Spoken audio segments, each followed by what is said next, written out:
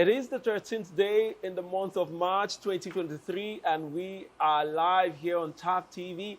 And this is the newspaper review, and you are very much welcome. My name is William Sabule, and right here on the show with me is Victor Sioko. You are welcome. Thank you, sir. How was the weekend? It was great. My weekend was just on a low key, but it was fine. It was good. How was yours, though? It was okay. We had football. Yes. We had the Grammys. Yes. The Oscars. The Oscars, yes. Unfortunately, Thames couldn't clinch the much anticipated award, but of course, that nomination meant a whole lot. I mean, first Nigerian to be nominated in the Oscars. That was something to behold. So, yes, that too happened over the weekend. But this coming weekend, we are looking at the 2023 general elections for the governors in our states. And that is such a big deal for Nigerians right now. A lot of people are talking in anticipation to the elections, and we're hoping that every true Nigerian that has a PVC would come out and partake in that election. Hope you're doing so. We are also getting ready here on TAP TV to also open our situation room for that day to cover the entire process as it's going on. So do well to also, keep in touch with us by subscribing to this channel. Click on the subscribe key, and don't forget to also turn on the notification, because we have the information regarding that situation room coming up, sometime later here on TAP TV. So look out for that, for the link you will need to click on to be a part of the program, and also numbers you will need to call to tell us what's happening around you as we carry on with the governorship and House of Representatives elections, House of Assembly elections, I beg your pardon, House of Assembly elections around Nigeria. But for today, we are here to bring you headlines across newspapers around Nigeria. So if this is the first time you're seeing this video, do well to be a part of this by dropping your comments and the reactions on the comment section. We'd love to know what you think about these headlines and your opinion. So please drop it right there. We'll read them and, of course, get feedbacks from you as we carry on with the program. Let's delve into the headlines for today, the 13th of March 2023. And we'll begin with This Day newspaper. And on this day here, we have as headline, as Nigeria struggles with crude theft, Saudi Aramco posts record $161 billion profits. That's a very big profit there. And if a company is making this much here in Nigeria, wow, it tells you how rich the nation is. All right, moving on company to... or the nation, not even a company. What? Yes, we're talking about it. A company is making that much out of Nigeria, $161 billion. Please, it's not Naira. We're talking about dollars here. Dollars profits. All right, we need to get details of whether it's a whole year's profit or 5-year profit or 5 months. Please pick up a copy of This Day newspaper to get the full story. All the headlines here we see, NECA urges incoming president to outline plans for economy. Page 10 is where you get details of that story. We also see right under that, Atiku, Wike's 40-year-old whiskey comment confirms he's under alcohol influence. Says Rivers governor's growls not about Southern presidency. Commends moves to secure US-UK visa ban against governor.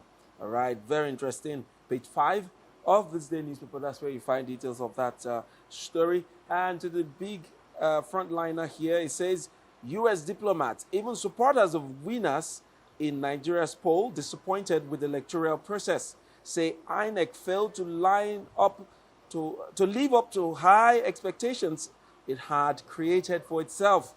Insist Nigeria, Africa must learn from mistakes. All right, that's all the headline we'll be taking on This Day newspaper. So do well to get the paper to read up details of these stories you just heard now. So Victor, but I wanted just to deal with the U.S. diplomat story, but let's leave that and come to our state governor. Atiku is talking about Wike again, and this time he's accusing Wike of being drunk. Most of the time he's saying the things he says on air. Do you think Wike is drunk, or he's just being too bold to say certain things? Or do you think that sometimes he goes out of line to say the kind of things he says? What's your opinion generally as regards this comment? Well, I need to make this point. I think the governor of Rivers State has lost supporters. Okay, reason because of we know what happened the last time. Okay, it is the election. That's the election. Yeah, what happened? That cost a lot of people to see him in another kind of way. Yes, yeah. So this is not about blind accusations. We saw it here in Rivers State how, in quote, his boys were disenfranchising people. Aside that, sorry to cut you, he has been talking about it on TV every day these days, where he makes boast of how he ensured that the presidency comes to the South. What I have not heard him ask Nigerians is whether they really want it to come to the South the way he enforced it on them. Is it about him ensuring, or it's about the people's will? What was the people's will? Yes. What was the people's mandate? The people, what did they really want as against what he has forced down their throats, or what he had helped, other regions to force down the throat of Nigerians, saying that we ensured that it moved from south from the north to the south. And we've heard him say this many times, beating his chest about it, telling the whole world that he ensured. He's proud of his actions. He has no regret and all of that. Well, you can continue. So Atiku coming out to... Wike has been getting a whole lot of backlash from persons, from politicians, from the common Nigerian, even from his kinsmen now, okay? But one might also say, okay, is it that all he has done for the past 7 years for the state, are they going into ground zero, okay? But this is Nigeria. When you make, even if you try to, deliver dividends of democracy, but anytime you flaw or you just do opposite of your assignments, yes. Okay? People just... They come for you. Yes, they get hold of that negativity coming out of you. So what happened? Okay, aside Atiku coming out to say, okay, not even only Atiku, even the deputy governor, I think the Shaibu, the deputy governor of Edo State, also made a comment about that, I think. So what are they saying? That the governor of Rivers State is he's not living up to expectation. Why? Because there is a jab that was thrown at him that, okay, he was drinking that 40-year-old drink around 11:30 in the morning when his mates are out there doing their bidding, walking. But he sat with his friends and drinking and mocking the party, his own party. Well, some will ask, what is PDP even waiting up till now? That they have not...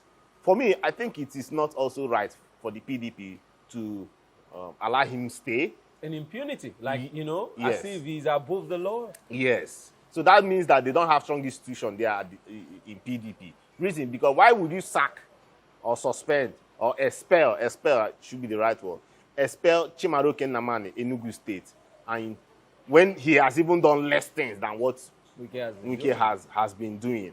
Okay? Wike supported an opposing presidential candidate, and nothing was done. Saying it very boldly every day. And nothing was making done. mockery of the party. It wasn't just, it wasn't Atiku alone that went out on that protest. There was also the party chairman and other supporters of Atiku that joined to go out to say, INEC, we are not satisfied with what you have done so far. We need answers. So for Wike to mock that protest, making reference to it as, or referring it to or likened it to be that of Labour Congress, trying to make even Labour Congress look very ridiculous with the protests they embark on. And also student union governments saying that Aluta continue. Hey, I saw the video, making jest of all of this.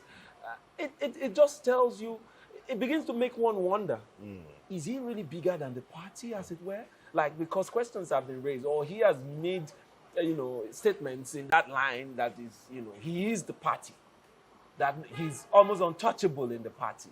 And, from what is going on, he has gone ahead to prove that he is really untouchable. He's bigger than the party. He can do whatever he likes and nothing will happen.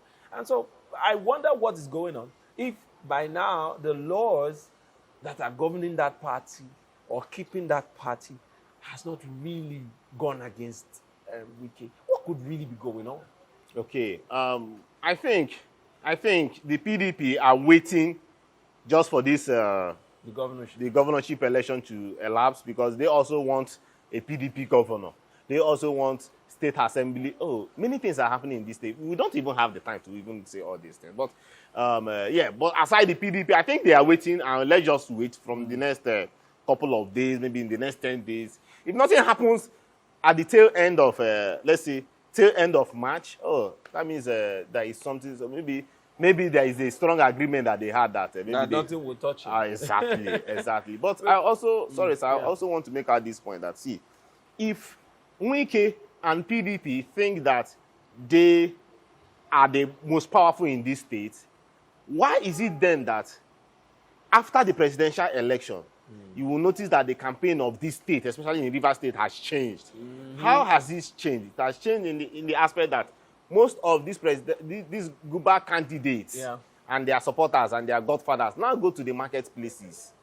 Very true. So are you not saying? The streets yes, now. They go to the street, they go to the marketplace, they go to the Igbo markets in the state to canvass for vote. You pacify them. Yes. Tell them we are sorry. We've heard the whole sorry thing. Yes. It is the same obedience. Let me even go straight to the obedience, okay? I'm not trying to go tribal, but we know what is happening in these states. Now, obedience has nothing to do with tribe. Obedience are not only Igbos. Obedience cuts across, ethnic nationalities in this country. Exactly. Yeah. Exactly. So for them going out to get obedience to come vote for them, for them going out to the market, going to the Igbo market, Ikoku. If you go to Ikoku, who are you going to canvass? Yeah. Majorly Igbos that you're going to canvass for their support at Ikoku. So what am I trying to say? It is the same Labour Party / obedience that so far has only gotten just one seat from the numerous seats or election that happened during the presidential round of the elections, where, okay, Labour Party failed by their records. Labour Party failed presidential. All the whole senatorial zones were given to the PDP. Yeah, in Rivers State. Okay, but just imagine. Okay, APC won presidential. Then the PDP of Wike now won almost all the House of Representatives. Yeah. He won. I say he won the whole of the senatorial seats. Now, the same obedience / the Labour Party are the ones you guys are now going to canvass to come and vote for you. You see? Why then calling them? Why are you not calling them? When you know that you are already like, come on, you don't have structure in this state. After all, you only won one seat. But you are every day. Today, you see on the paper that this particular candidate has gone to one market or the other. Very true. Amechi has done it with Tonye Pressway. Yeah. Tonyeko.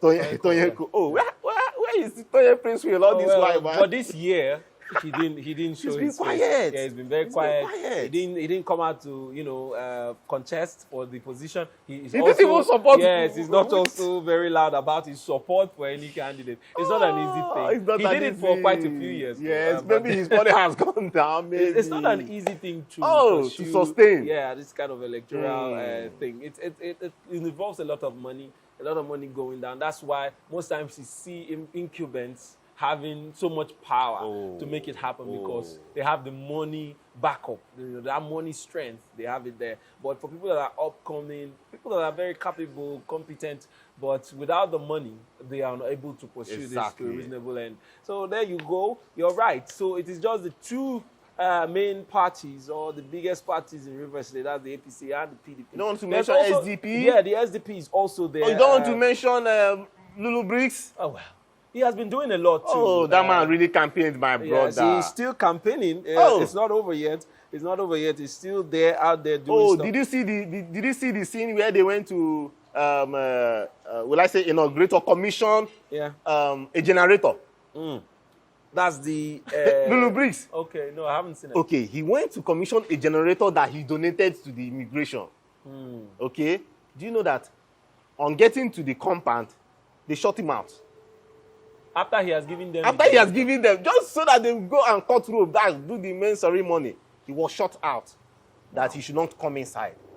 Imagine that. So that's to tell you Imagine. how, you know, the current government in Rivers State is really doing a lot to frustrate the efforts of other, you know, aspirants campaigning for the same. You know, it's not, in Rivers State, it's not a level playing ground for politicians here. That's something we must say. And not just us saying it, these candidates have come out to cry out and say, oh, the governor is not letting us campaign the way it should be. He has more advantage than us. Allow us to just do the bit we can do. Let's see what we can get out of it. But not allowing us to have a voice or do what we need to do. I mean, one would also say, oh, was he the one that shut them out? Oh, no, but come of it. We know how these things work. But then, of course, things happen. And then you begin to wonder, how? How did that happen? How was he shut out? All right, that's that about, you know, Governor Wike and the comment of Atiku. We're going to take a short break. When we come back, we'll take the rest of our papers. You stay tuned here on the Newspaper Review. Hey there, are you looking to record your videos, do your voiceovers, and take your professional pictures? Look no further. With our state-of-the-art newsroom, photography, kitchen for our food content creators, and exclusive children's studio, we certainly can deliver the best studio experience. Our carefully designed studio space can bring your diverse creative content ideas to life. We aim to consistently serve value to our customers far and wide. Come, let Tharv Media give life to your dreams. Tharv Media, a slice of infotainment. All right, thank you for staying with us up to this time here on the Newspaper Review. My name is William Zabule, and we are now going to continue with the headlines across the newspapers we've been featuring here on the program. Next is The Guardian newspaper. And here on The Guardian, we see as headline, ACF wants Buhari, says don't stoke nationwide unrest with Naira policy. On page 3 is where you find details of that story. Atiku's aide knocks Wike for deceiving PDP governors. You see that story on page 3 of The Guardian newspaper. Terrorists kill police, 16 civilians in Zangon Kataf. Very sad story there, but you find details on page 30 of The Guardian newspaper. Roads Vival assures marginalized Lagos residents a better deal. Page 4 is where you see details. We'll move on to the headliner here. It says, economy sheds 20 trillion naira as policy weakens productivity, SMEs. NECA says small businesses going into extinction. NLC, government undermining productivity. CPPE calls on Buhari to intervene. Food factories shut down, lose billions. We use our wages to buy money for transport fare, say factory workers. And lastly, I'll see this one. It says, Tinubu, APC leaders meet lawmakers elect in Asu Rock amid calls for Adamu's resignation. All right, Victor, I'd like us to deal with the economy or the economic situation of our nation today. The Guardian is reporting that the economy has shed 20 trillion as the policy, the CBN policy, that is Naira policy, has weakened productivity and, of course, SMEs. And we also see right under that, we see where the very touching one there says we use our wages to buy money for transport fare, say factory workers. Well, I've been talking to people around me. I've been asking them how they've been faring. And just this morning, I was speaking to someone going to work where he was telling me his plight of how he trekked, quite a distance, over, I would say, maybe over 6 kilometers trek, because he couldn't find money. And places where he could, manage to see money to withdraw from POS, they were charging him 50% of what he wants to withdraw. And so the pain of, okay, you have 1,000 naira, but when you withdraw 1,000 naira, you get 500. The POS attendant is taking 500 naira because there is no money. In fact, it has gotten worse by, all of this situation. And we're seeing now that it is also affecting our economy. Our economy is now on the downturn. It has always been on the downturn, but now it's getting worse. Instead of us to grow out of the situations where we're in, it looks as if we're going even neck deeper than what it was before. What's your reaction to this story? And to every Nigerian out there, kudos. Yeah. You are strong. We are strong people in this country, my brother. Very People true. are going through in fact, let's say the most difficult time of their lives right now. It's a tough one. Yeah. You ask 30,000 naira, the people that earn 30,000 as their minimum wage, how can they eat? When you just do transportation alone, how can you survive? Well, you're not even talking about your cosmetics. You're not talking about your sanitary, let's say, items. Then if you have a child or two, that makes it even worse. My brother, Nigerians cannot even buy toothpaste. Everything is expensive. Everything, down to soap. As in the basic things. Oh, before we now start talking about roof over your head. Before we now start talking about changing clothes. Who they talk about to change wardrobe? Are you a thief? To be able to do that now. As in, to change your entire wardrobe. It's a tough call. It's a very, very tough call. Look at, you go to ATMs, people are wasting man hours at the ATM, day in, day out. Yeah. Some person 1 week, ATM. And then you talk about also the difficulty of getting to workplaces these days because, you know, the normal commercial vehicle, transporter or whatever, driver will not be able to wait for all the transfers of the 200 naira ride he made now. You know, these are the things that I don't know if the CBN considered most of these things before they did whatever policies or put it out the way they did. We didn't say, well, we are not saying that the policy is wrong, but the approach, is it entirely okay? The way Nigerians are crying or shouting or wailing on deaf ears, the government says they have done something. The presidency came out to say, okay, we're taking back the 200 naira into circulation. Just after making that statement, the 200 naira became even more scarce than before that statement. What is really going on? I don't even understand. And right after the presidency coming out to say what it said, we cannot even access money again. Both old, new, nothing is out there. And people are going through a hard time. Getting to work is wahala. So for some of us that, okay, we have bank accounts and then we have our apps working, the apps are very, I don't know the language to use to describe them these days. So 1 minute it's working, another minute you're stranded because you cannot make payment for the fuel you just bought. Your ATM card is being rejected. Your transfers are not working. So you're stranded. I was almost in that kind of situation days ago. And I just sat there looking so frustrated. I can't go home. I see my car is stuck there. I can't push it. I can't park it and leave there because by the time you move 10 steps away, somebody has come to remove your battery again to go and say, somebody that needs to survive. So that's the kind of situation we are in. It is really pathetic out here. And just like this report is saying, the economy is on the downturn. And the federal government, I don't know what they are saying. Okay, Supreme Court gave the judgment of, the old notes and the new notes working or getting in use till end of this year. But the CBN has refused to acknowledge that judgment or give a memo to banks to pay, these old notes. No, they've given memos. Now they have. But the general but the same public, thing will still happen. there is no announcement to the general public reversing what they announced in the first place. That has made the market women refuse to take the money from you. That has made the taxi driver refuse to take the old 500 naira from you or the 1,000 naira. They need to come out and balance the equation. Come back and say, okay, due to the Supreme Court judgment, we are now, taking back our first order that you should not take the old naira note. All right, let's take the old naira note until, the end of the time the Supreme Court has allotted to us. Until that is done, we will continue to face these problems because the market woman will not accept the 500 naira for the fear of saying, where will I go and deposit it? We know that the banks now pay the old notes. They now pay both the 500 and the 1,000 naira note.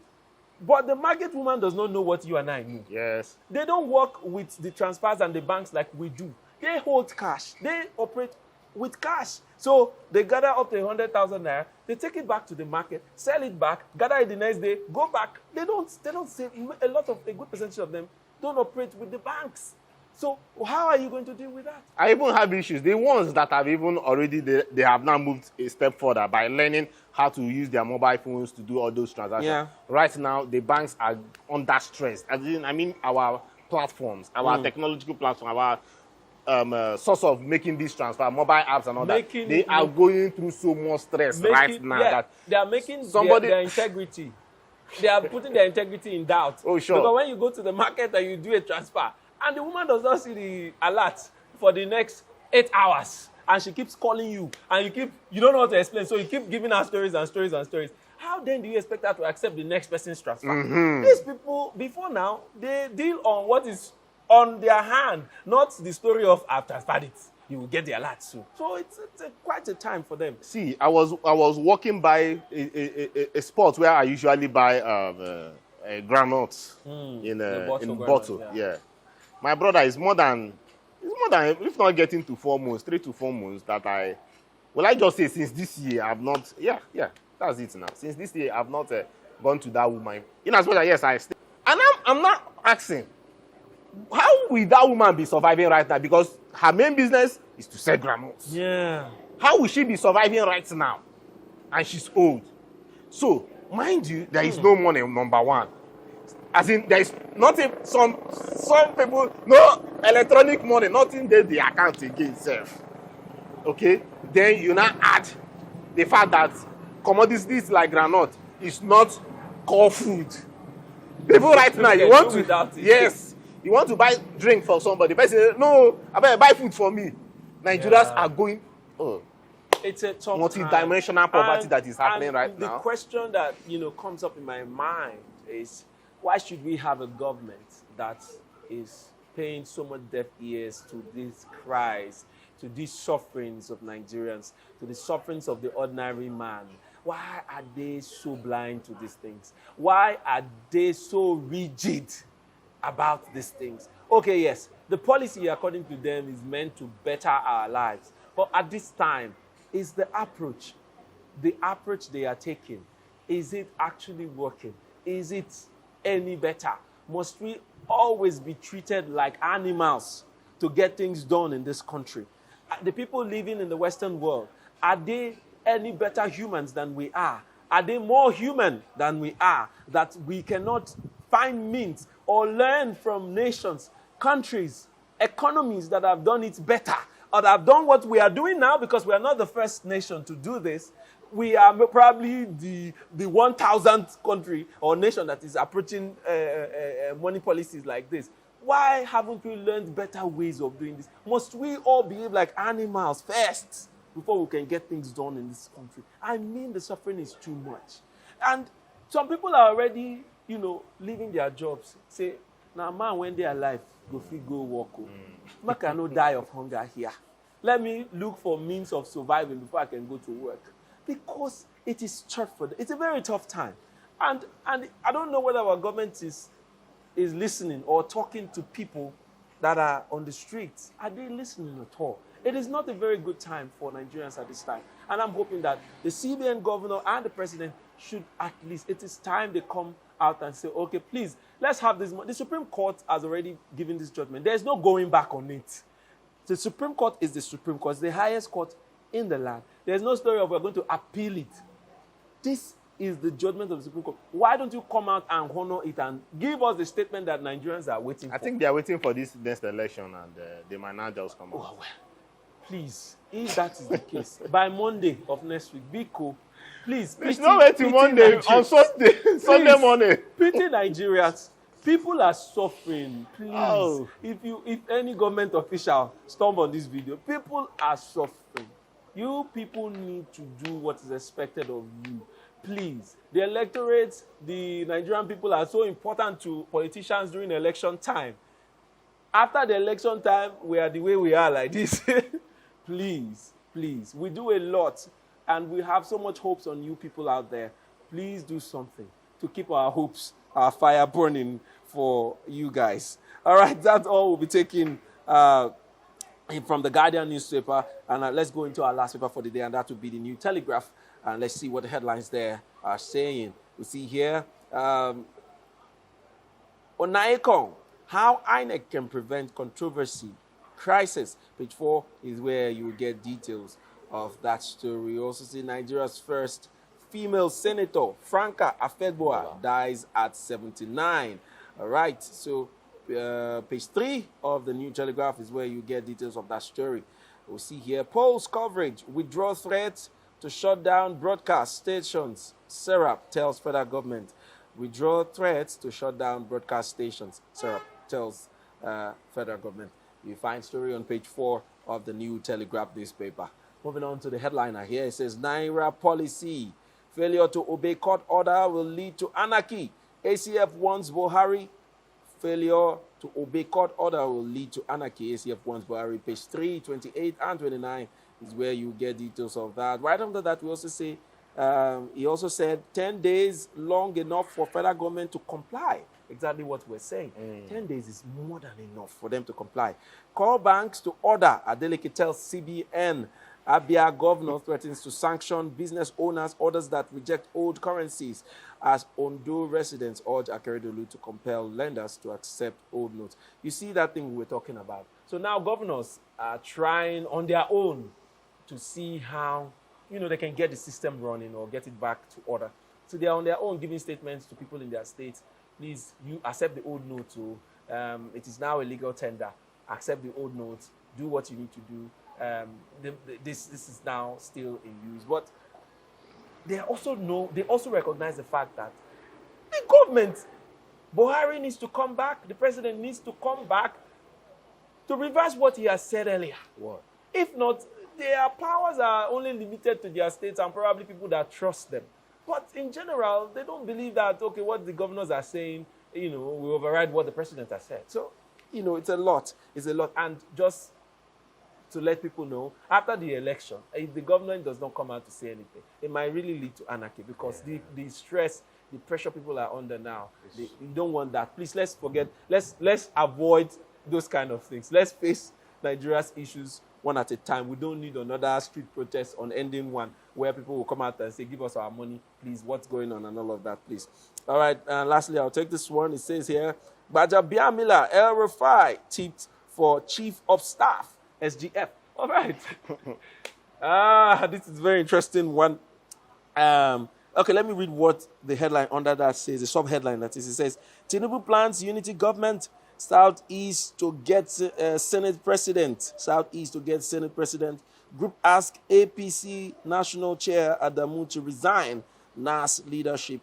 Tinubu APC leaders to meet lawmakers elect today.